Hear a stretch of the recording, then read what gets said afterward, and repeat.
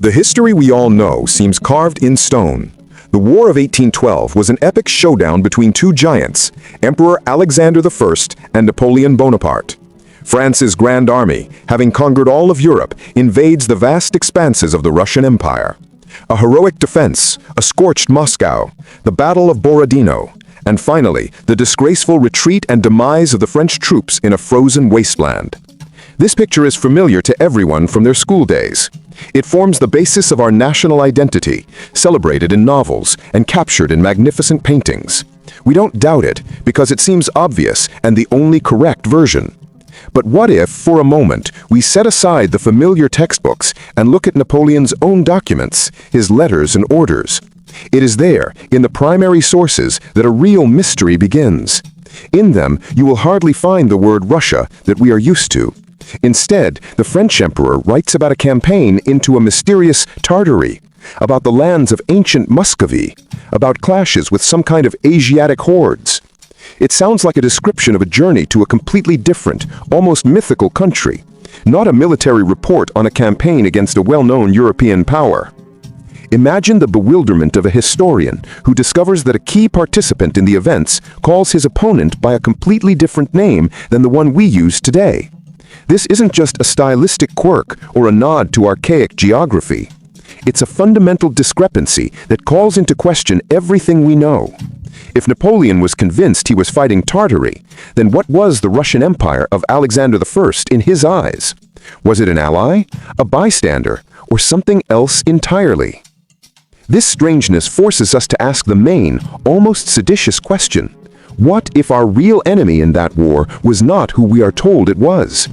It's possible that Napoleon was not marching against the Russian Empire we know, but against another, powerful state that was later simply erased from political maps and wiped from the pages of history.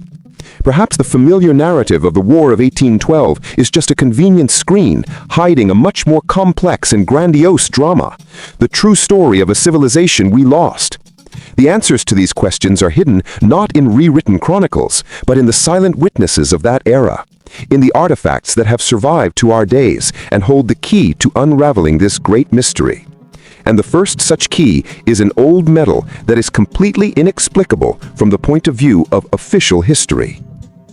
To avoid making baseless claims, let's start our investigation with one specific, tangible object that anyone can find on the website of the Russian State Library. In 1912, the entire empire lavishly celebrated the centenary of the victory in the Patriotic War. It was a time of patriotic fervor, the erection of monuments, and the release of numerous commemorative artifacts designed to forever fix the great feat of their ancestors in the national memory. And here, among these solemn exhibits, we find one absolutely incredible item, a commemorative medal, or as it's called, a plaquette. On its front side, the profiles of two emperors are minted, Alexander I and Napoleon Bonaparte. But look at how they are depicted. They are not opposing each other as mortal enemies in a decisive battle. No, they look at each other calmly, with dignity, almost like equal allies or partners engaged in an important dialogue. There is not a hint of hatred or contempt in their images that should accompany the depiction of an aggressor and his victim. This is a scene of parity, of mutual respect between two great rulers of their era.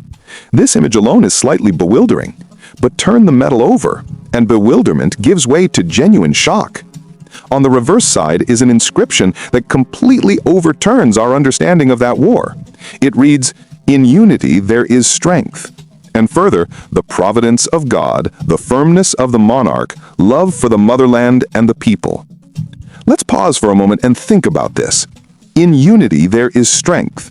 This phrase is placed on a commemorative token dedicated to a war described to us as the most bloody clash of civilizations. Unity with whom? With the very man whose army, according to the official version, brought untold disasters and burned the ancient capital? How can a symbol of unity be placed next to the portraits of two emperors who, we are assured, were mortal enemies? This isn't just an oddity, it's a logical paradox. Imagine if, in honor of the end of another great war, a medal was issued with the image of two opposing leaders and the motto, "Together we are strong." It seems absurd, unthinkable. Commemorative signs are created to reinforce a certain version of events, not to contradict it. This medal doesn't just contradict, it screams that the official history is, to put it mildly, incomplete. It seems to hint at some kind of alliance, a common goal that united the two monarchs. But what goal? And against whom, then, was this unity directed? One could dismiss this as the whim of a medalist or some symbol of post-war reconciliation. But the motto speaks not of reconciliation after hostility, but of a strength that is born precisely in unity. This implies a joint action, not forgiveness. This artifact is not just a souvenir, it is an official product issued for the centenary anniversary and therefore approved at the highest level. And it presents us with a choice. Either our ancestors 100 years ago had absolutely no understanding of the events they were celebrating, or we today are missing something very important. Perhaps this medal is just a coincidence, a strange anomaly, a single case that proves nothing. But what if it's not? What if this is just the first clue sticking out from under a thick layer of rewritten history? What if there are many more artifacts that call the official version into question? The suspicion that the medal with the motto about unity is not a random anomaly finds powerful confirmation as soon as one delves deeper into the archives. If we turn to an old book called Monuments and Medals in Memory of the Combat Feats of the Russian Army, we will find a whole section dedicated to the centenary of the war. And there, among the descriptions of dozens of award badges, we find even more astonishing examples that completely shatter the familiar picture of the world. Here, for example, is medal number 7. On its obverse is the profile of Napoleon in his famous bicorn hat and uniform, and on the reverse, an image of the Cathedral of Christ the Savior, the main symbol of gratitude for the deliverance from the invasion, with the inscription Moscow and the dates 1812-1912. Think about it. On one side of the medal is the face of the man considered the cause of the city's destruction, and on the other, the cathedral built in honor of the victory over him. It's like putting a portrait of a firefighter and an arsonist on the same coin. The logic here is completely absent, unless we are missing some important detail that connects these two images. But that's not all. The description of medal number 9 adds even more mysteries. On the obverse, again is the profile of Napoleon, turned to the right, and next to it the inscription Napoleon Rex. And here lies an incredible detail. All the letters in the inscription are Latin except for one, a distinct Russian letter P. On the reverse, the concise phrase, in memory, a star, and the dates 1812-1912. Why was this strange mix of alphabets necessary? It cannot be a mistake by the engraver on an official commemorative token. It is a clear sign, a deliberate emphasis that must have been understood by contemporaries. What did it mean? The question is no longer about one strange medal. We are seeing a whole series of official commemorative tokens issued in the Russian Empire, on which the Emperor of France is depicted not as a defeated enemy, but as a central, heroic figure, worthy of memory and respect. Why would Russia, in the Russian language, mint medals in honor of a man who, according to the official legend, was the Antichrist, the Corsican monster, and the greatest enemy of the fatherland? Commemorative tokens are created to glorify one's own heroes and immortalize one's own victories. Here we see the glorification of the leader of the enemy army. And this paradox extends far beyond numismatics. If we turn to the literature and memoirs of the 19th century, to the poems of Pushkin, Lermontov, and the diaries of participants in those events, we will find another discovery. The image of Napoleon is not demonized there at all. In these texts, you will find almost no traces of burning hatred or contempt for the French emperor. On the contrary, through the lines one can feel respect for his genius, admiration for the scale of his personality, and recognition of his historical role. He is perceived not as a barbarian destroyer, but as a tragic, grandiose figure of world scale. One gets the impression that someone later, already in the 20th century, deliberately rewrote history, simplifying it to a primitive us versus them scheme, turning the real and complex Napoleon into a convenient symbol of an absolute enemy, necessary for a new ideological worldview. But if his contemporaries did not see him as a monster, if medals were minted in his honor, if his image on commemorative tokens was juxtaposed with symbols of unity, then the entire official history of the war begins to fall apart. And the main question that arises from this contradiction is, if they were not irreconcilable enemies, but maintained complex yet quite respectful relations, then who gave the order to burn Moscow? And against whom was the united army of Europe, which entered the borders of the mysterious Muscovy, actually fighting? Perhaps the answer lies not only in official symbols, but also in the personal belongings that connected the two emperors and their generals. If official awards cast from cold metal can lie, or at least not tell the whole story, then perhaps the truth should be sought in more personal items, in objects that hold the warmth of their owner's hands. And such witnesses exist. To find them, we need to go back to 1912, to that same grandiose exhibition in Moscow dedicated to the centenary of the war. Fortunately, a detailed catalog of it has survived, the brief overview of the exhibition, which thoroughly describes the exhibits presented in each hall. And reading this document can capture the imagination more than any fiction. Let's mentally transport ourselves to the halls dedicated to the events of 1813 to 1815, that is, the period after the expulsion of the Grand Army. On the middle shelf of one of the stands, as the catalog dispassionately informs us, lay a completely incredible exhibit. It was Napoleon Bonaparte's personal saber. But the most striking thing is not the fact of its existence, but to whom it was given. The saber was received not by just anyone, but by Count Pavel Andreevich Shuvalov, a Russian general, a hero of the War of 1812. But how and why did the personal weapon of the Emperor of France end up with a Russian general? Perhaps it was a trophy taken in battle? The catalog provides an exhaustive and stunning answer. The description specifies that it was General Shuvalov who accompanied Napoleon to his first exile on the island of Elba. Stop and realize the full depth of this fact. A Russian general who had just participated in a war against France does not simply escort a defeated enemy, but accompanies him. And as a token of gratitude for this accompaniment, Napoleon gives him his personal saber. A weapon for a military leader of that era is not just a tool. It is a symbol of his honor, his power, his soul. You don't give such a gift to your jailer.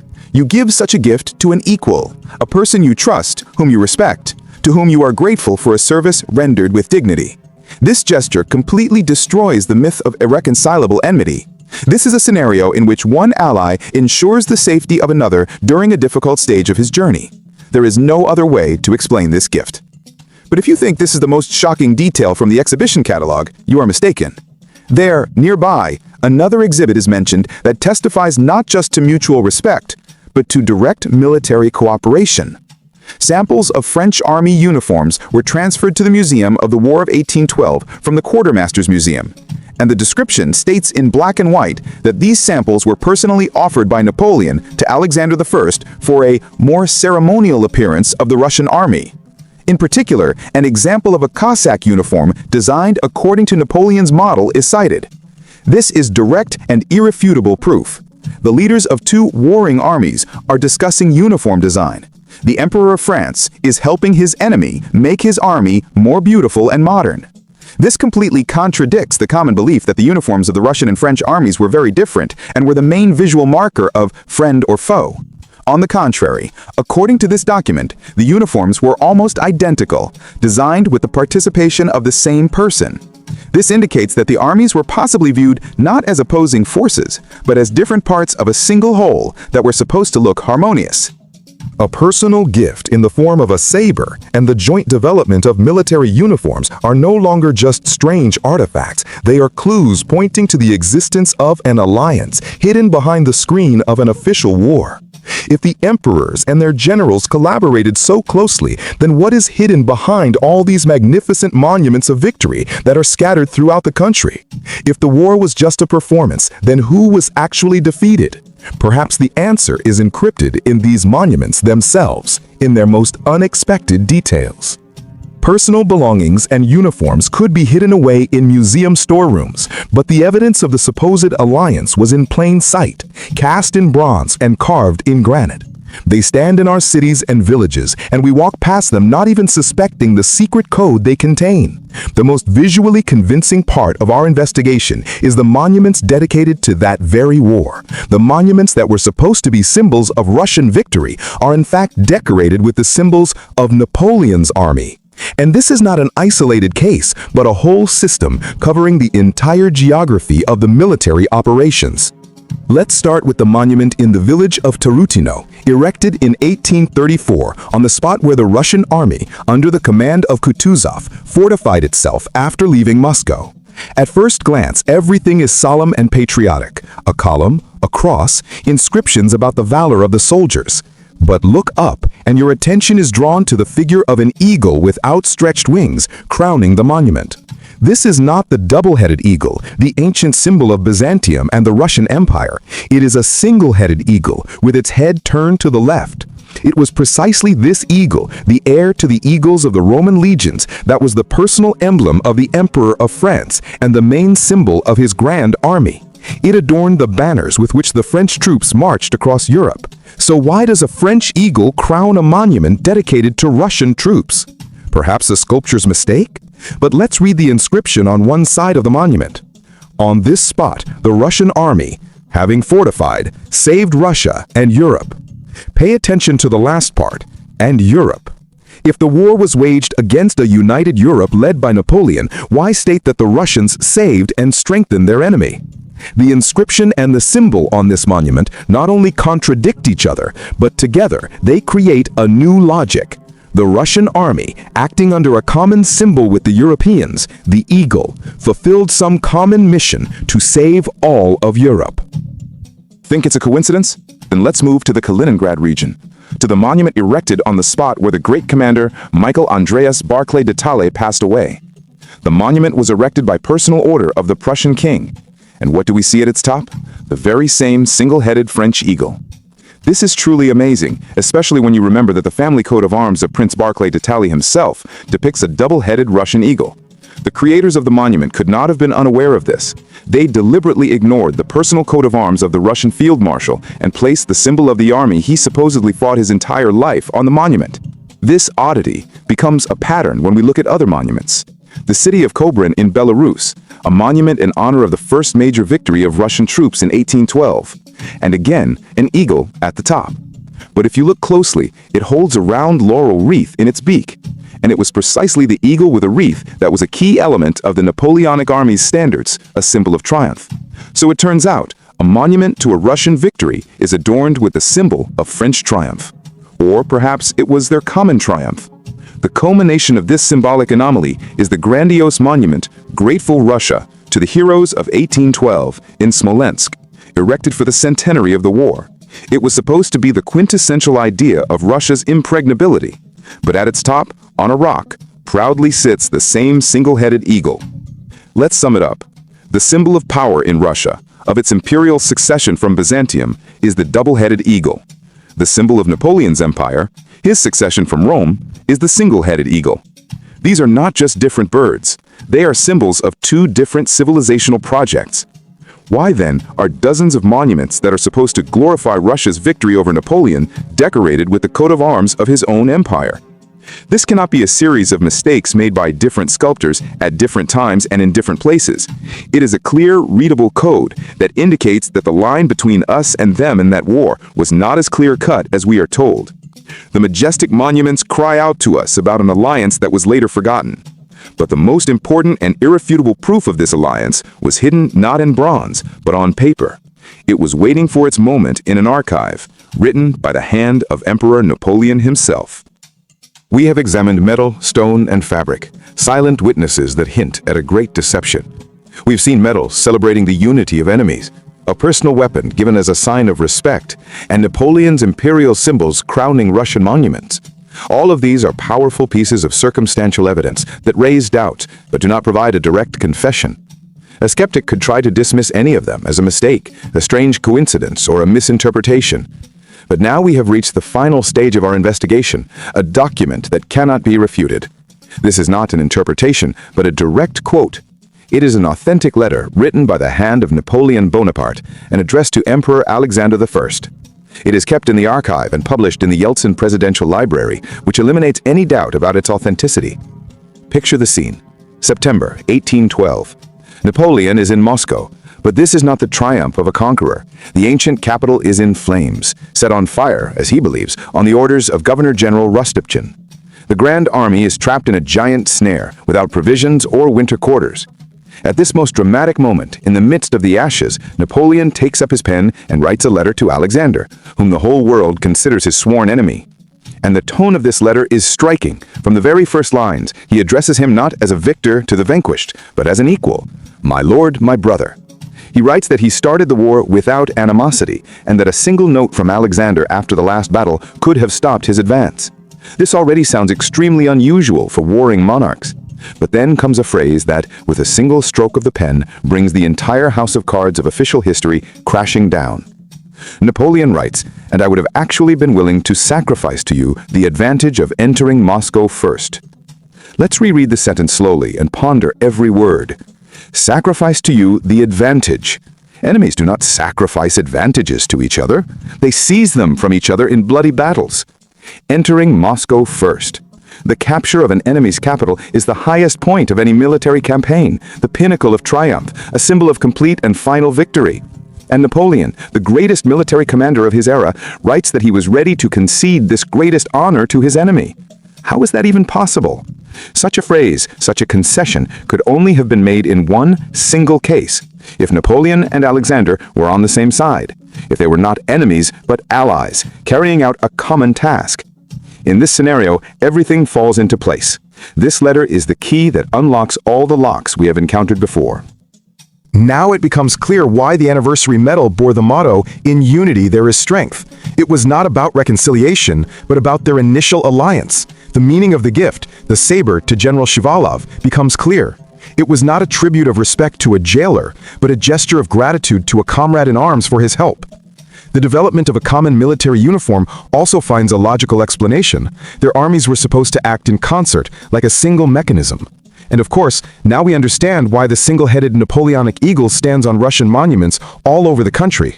It was not the symbol of an enemy, but the common standard of their united Grand European Army, operating under a single flag. Napoleon's letter is a direct confession. It ties all the clues together and proves that the official version of the War of 1812 is a grandiose falsification. But in uncovering one mystery, we encounter another, even larger one. If Alexander and Napoleon were allies, then who were they fighting against? Who was that real, powerful enemy that occupied Moscow and the lands up to the Urals? That very mysterious Muscovy or Tartary that the French emperor wrote about in his reports? Who was so strong that it took the combined might of all of Europe and the Russian Empire to defeat them? It seems the real history of those events is just beginning.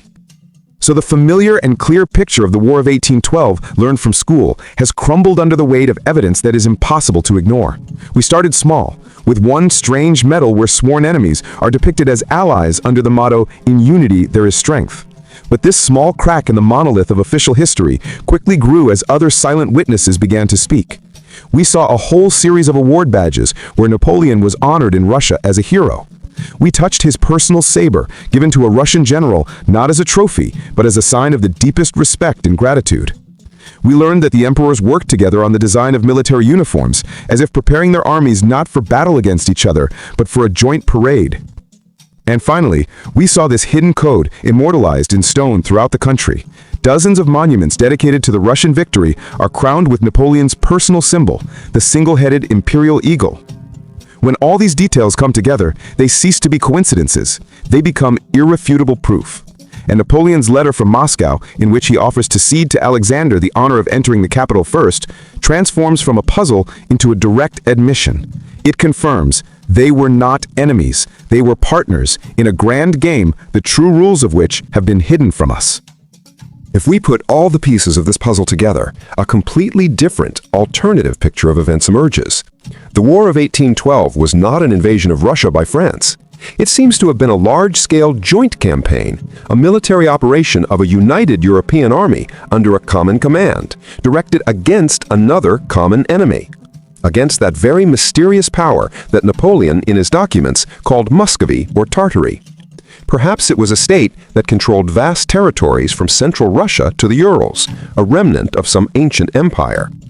Remember the map on the monument in Smolensk, where the eastern border of Russia runs along the Ural Mountains. This is not a cartographer's mistake. It was likely the real goal of the campaign, to return these lands to the control of Alexander's empire, but with the forces of a pan-European coalition. In this version of history, Napoleon acts not as an aggressor, but as an ally who helped the Romanovs crush a powerful internal enemy and expand their power to the east. And the burning of Moscow was not an act of vandalism by the French, but a desperate move by that other losing side, trying to destroy the capital so that it would not fall to the victors. Later, when the world changed, it became more advantageous to rewrite this complex and ambiguous history. to create a simple and understandable myth of a great patriotic war, of a heroic struggle against a foreign invader. This myth was more convenient for fostering patriotism and strengthening national unity. And the true story of a great civil war, in which all of Europe participated, was securely hidden in the archives, while its symbols were left standing in plain sight as a mockery of our ignorance. Now the choice is yours. You can continue to believe in the convenient and simple version from the textbook, or you can accept the fact that history is not a static dogma, but a most complex detective story, full of mysteries and unsolved cases. The artifacts we have examined are not fiction, they are real, and they force us to ask questions, to doubt, and to seek our own answers. Do not take anything on faith. Think for yourself. After all, the true history is the one you discover for yourself, and it seems it is just beginning.